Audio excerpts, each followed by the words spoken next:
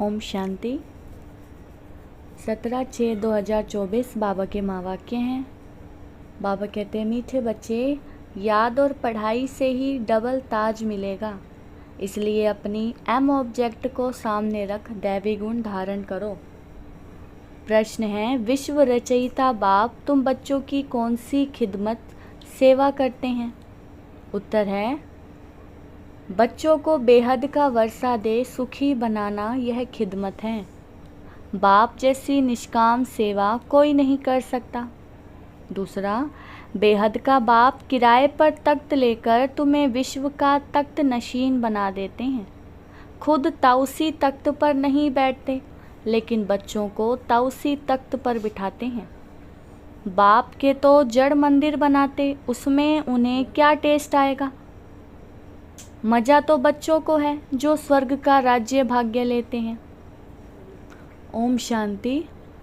मीठे मीठे रूहानी बच्चों को बाप कहते हैं कि अपने को आत्मा समझ बाप को याद करो। ओम शांति का अर्थ तो बच्चों को समझाया है। बाप भी बोलते हैं तो बच्चे भी बोलते हैं ओम शांति, क्योंकि आत्मा का स्वधर्म है शांत। तुम अब जान गए हो कि हम शांति धाम से यहाँ आते हैं। पहले पहले सुख धाम में, फिर 84 पुनर्जन्म लेते लेते दुख धाम में आते हैं।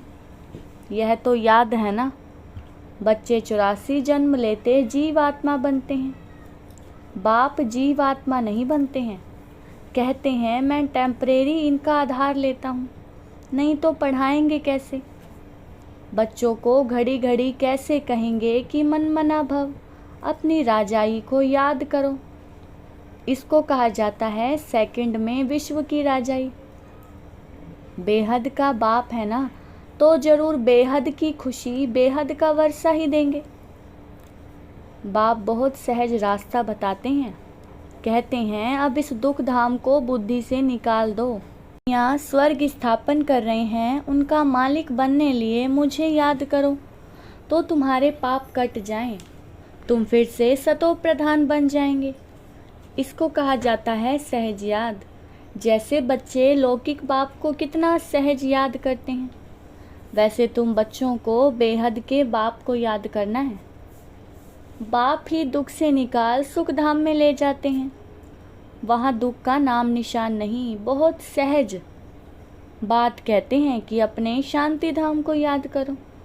जो बाप का घर वह तुम्हारा घर है, और नई दुनिया को याद करो, वह तुम्हारी राजधानी है। बाप तुम बच्चों की कितनी निष्काम सेवा करते हैं। तुम बच्चों को सुखी कर फिर वानप्रस्थ परम धाम में बैठ जाते हैं। तुम भी परम धाम के वासी हो, उसको निर्वाण धाम वानप्रस्थ भी कहा जाता है। बाप आते हैं बच्चों की खिदमत करने, अर्थात वर्षा देने। यह खुद भी बाप से वर्षा लेते हैं। शिव बाबा तो हैं ऊंचते ऊंच भगवान। शिव के मंदिर भी हैं। उनका कोई बाप व टीचर नहीं है। सारे सृष्टि के आदि मध्य अंत का ज्ञान उनके पास है। कहाँ से आया? क्या कोई वेद शास्त्र आदि पढ़े? नहीं, बाप तो हैं ज्ञान का सागर, सुख शांति का सागर। बाप की महिमा और दैवी गुणों वाले मनुष्यों की महिमा में फर्क है। तुम दैवी गुण धारण कर यह देवता बनते हो। पहले असुरी गुण थे, असुर से देवता बनाना यह तो बाप का ही काम है। एम ऑब्जेक्ट भी तुम्हारे सामने है। जरूर ऐसे श्रेष्ठ कर्म किए होंगे। कर्म अकर्म की, विकर्म की गति अथवा हर बात समझाने में 1 सेकंड लगता है। बाप कहते हैं मीठे मीठे बच्चों को पार्ट बजाना ही है। यह पार्ट तुमको अनादि अविनाशी मिला हुआ है। तुम कितना बारी सुख दुख के खेल में आए हो, कितना बार तुम विश्व के मालिक बने हो। बाप कितना ऊंच बनाते हैं।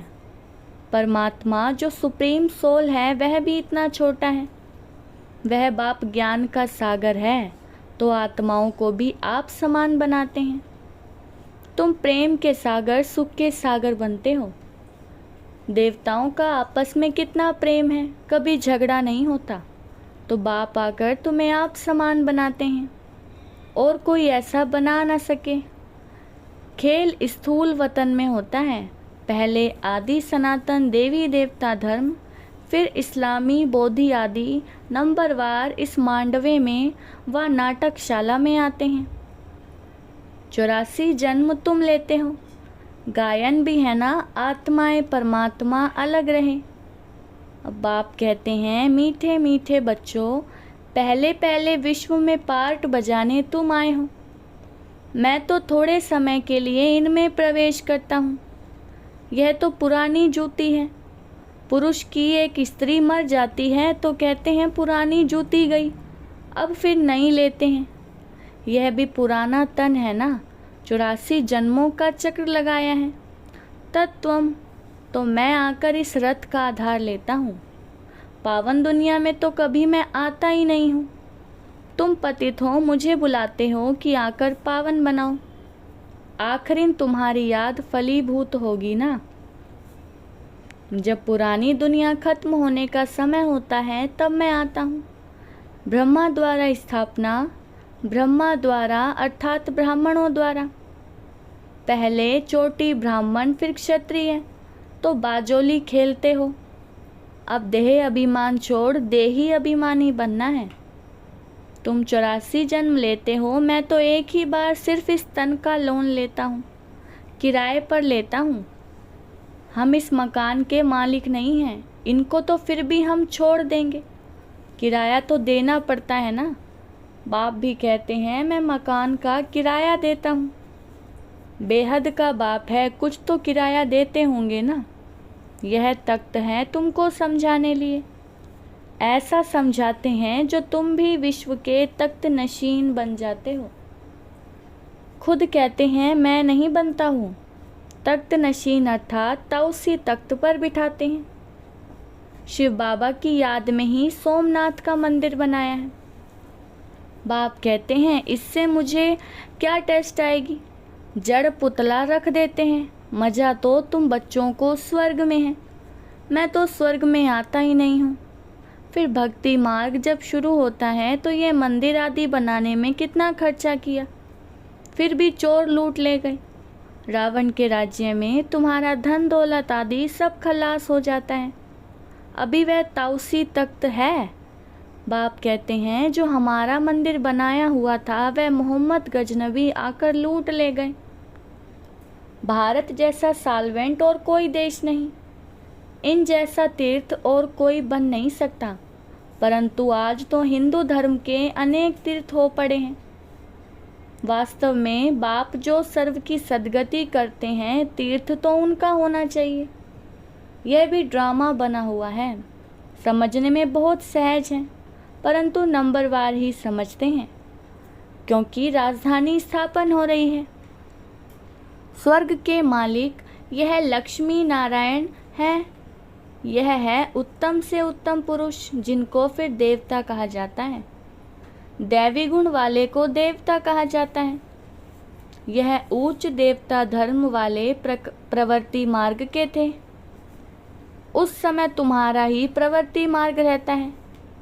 बाप ने तुमको डबल ताजधारी बनाया, रावण ने फिर दोनों ही ताज उतार दिए।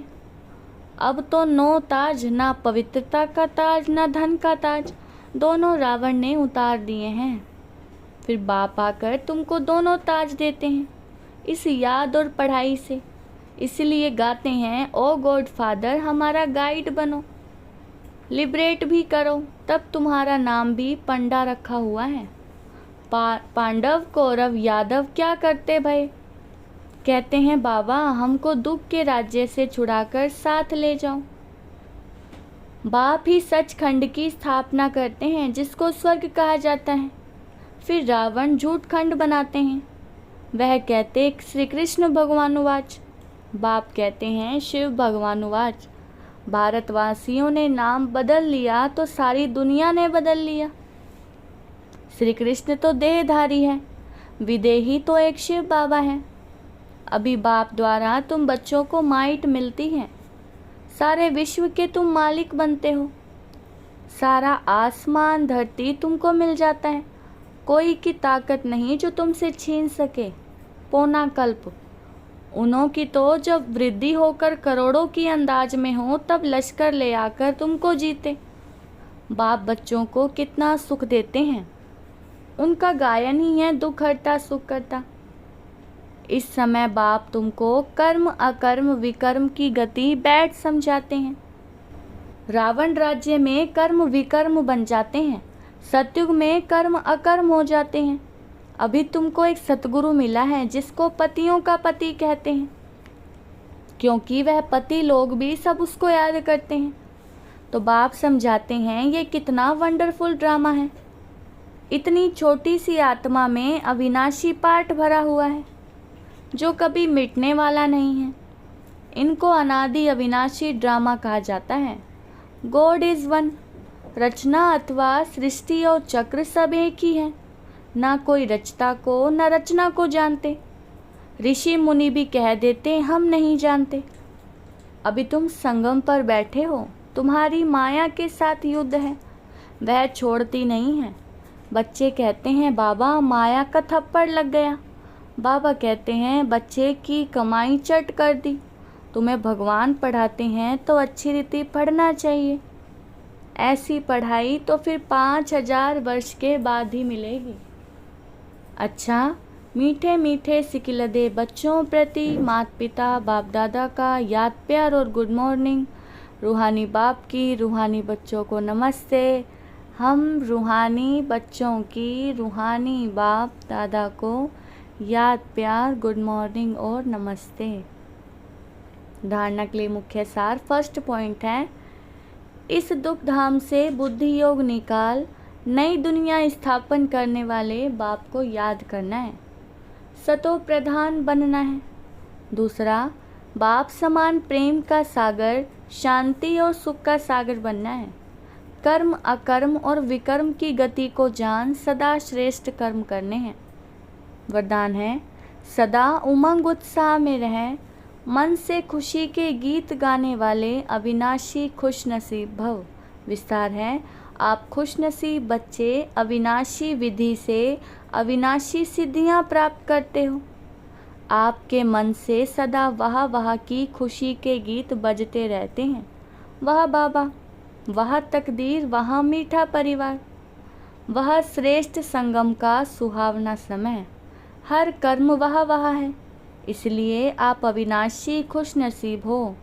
आपके मन में कभी वाई आई क्यों मैं नहीं आ सकता, वाई के बजाय वह वह और आई के बजाय बाबा बाबा शब्द ही आता है। स्लोगन है, जो संकल्प करते हो उसे अविनाशी गवर्नमेंट की स्टैंप लगा दो तो अटल रहेंगे। मातेश्वरी जी के मधुर महावाक्य। जीवन की आश पूर्ण होने का सुहावना समय। हम सभी आत्माओं की बहुत समय से यह आश थी कि जीवन में सदा सुख शांति मिले। अब बहुत जन्मों की आशा कब तो पूर्ण होगी। अब यह है हमारा अंतिम जन्म। उस अंत के जन्म की भी अंत है। ऐसा कोई नहीं समझे मैं तो अभी छोटा हूँ। छोटे बड़े को सुख तो चाहिए ना, परंतु दुख किस चीज़ से मिलता है उसका भी पहले ज्ञान चाहिए। अब तुमको नॉलेज मिली है कि इन 5 विकारों में फंसने कारण यह जो कर्म बंधन बना हुआ है उनको परमात्मा की याद अग्नि से भस्म करना है। यह है कर्म बंधन से छूटने का सहज उपाय। इस सर्वशक्तिवान बाबा को चलते फिरते श्वासों श्वास याद करो। अब यह उपाय बताने की सहायता खुद परमात्मा आकर करता है, परंतु इसमें पुरुषार्थ तो हर एक आत्मा को करना है। परमात्मा तो बाप टीचर गुरु रूप में आए हमें वर्षा देते हैं, तो पहले उस बाप का हो जाना है, फिर टीचर से पढ़ना है। जिस पढ़ाई से भविष्य जन्म जन्मांतर सुख की प्रारब्ध बनेगी, अर्थात जीवन मुक्ति पद में पुरुषार्थ अनुसार मर्तबा मिलता है और गुरु रूप में पवित्र बनाए मुक्ति देता है। तो इस राज को समझ ऐसा पुरुषार्थ करना है। यही टाइम है पुराना खाता खत्म कर नई जीवन बनाने का। इसी समय जितना पुरुषार्थ कर अपनी आत्मा को पवित्र बनाएंगे उतना ही शुद्ध रिकॉर्ड भरेंगे। फिर सारा कल्प चलेगा, तो सारे कल्प का मदार इस समय की कमाई पर है। देखो, इस समय ही तुम्हें आदि मध्य अंत का ज्ञान मिलता है। हमको सो देवता बनना है और अपनी चढ़ती कला है। फिर वहाँ जाके प्रारब्ध भोगेंगे। वहाँ देवताओं को बाद का पता नहीं पड़ता कि हम गिरेंगे। अगर यह पता होता कि सुख भोगना फिर गिरना है, तो गिरने की चिंता में सुख भी भोग नहीं सकेंगे। तो यह है ईश्वरीय कायदा रचा हुआ कि मनुष्य सदा चढ़ने का पुरुषार्थ करता है, अर्थात सुख के लिए कमाई करता है। परंतु ड्रामा में आधा आधा पार्ट बना पड़ा है, जिस राज को हम जानते हैं। परंतु जिस समय सुख की बारी है तो पुरुषार्थ कर सुख लेना है। यह है पुरुषार्थ की खूबी। एक्टर का काम है एक्ट करने समय संपूर्ण खूबी से पार्ट बजाना, जो देखने वाले हेयर केयर हेयर हेयर वाह वाह करे। इसलिए हीरो हीरोइन का पार्ट देवताओं को मिला है, जिन्हों का यादगार चित्र गाया और पूजा जाता है। निर्विकारी प्रवृत्ति में रह कमल फूल अवस्था बनाना, यही देवताओं की खूबी है। इस खूबी को भूलने से ही भारत की ऐसी दुर्दशा हुई है। अब फिर से ऐसी जीवन बनाने वाला खुद परमात्मा आया हुआ है। अब उनका हाथ पकड़ने से जीवन नैया पार होगी। अच्छा, ओम शांति।